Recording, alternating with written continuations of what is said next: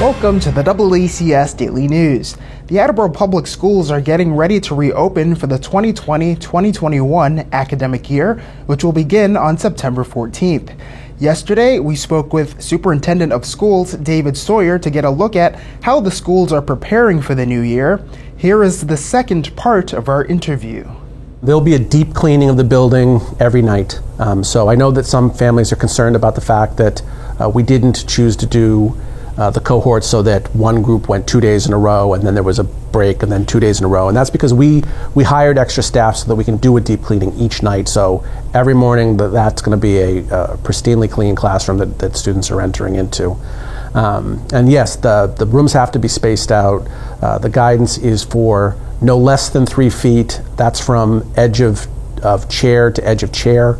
And wherever possible, 6 feet. So we're very happy that under a hybrid, with only half the kids in the room, you only have half the kids, so we don't need as many desks, and that allows us to spread them out maximally and keep that distance. At the elementary level, students keep their belongings in their desks, so we need the same number of desks, but we can pair up the cohort A and the cohort B desks so that they're not 6 feet apart, because both those kids will never be there the same day. And that allows us to space out those pairs at that 6 foot distance. So we're pretty confident that we're going to have good social distancing in our classrooms.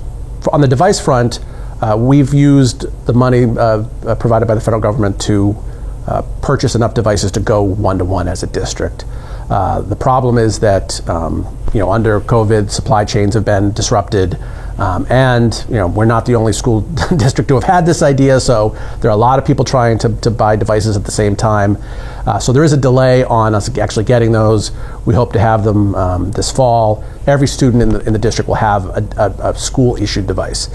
Between now and that moment, we're going to focus on making sure devices are in the hands of students who don't have what they need at home, so that when they're home, they can access their remote learning.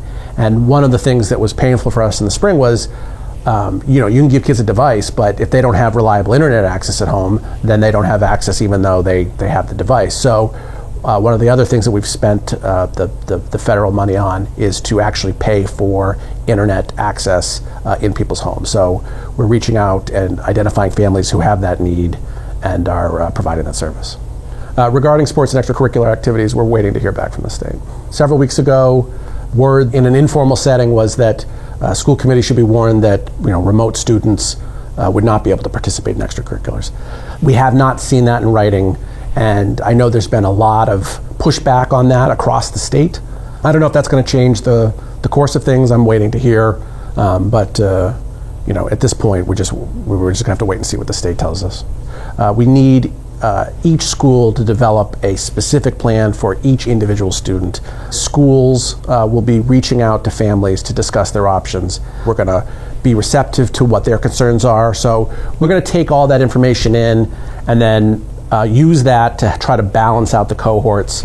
So there's a lot of information we need to collect from families to be prepared for September 14th, which is the first day of school. We really need everyone to have committed to what they're doing by August 26th, because from that information we have to now schedule the buildings, and the students who are going remote, we need to take them out of the classes.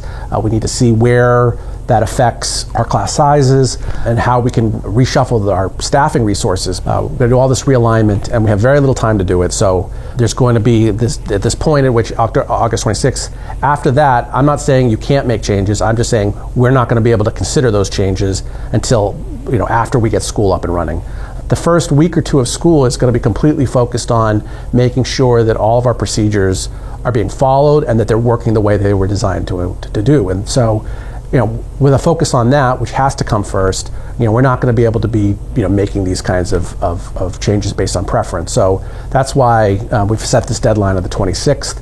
It's going to be a hard deadline, and we will honor changes to it, but it's going to be only after we're sure that school is safe for everybody.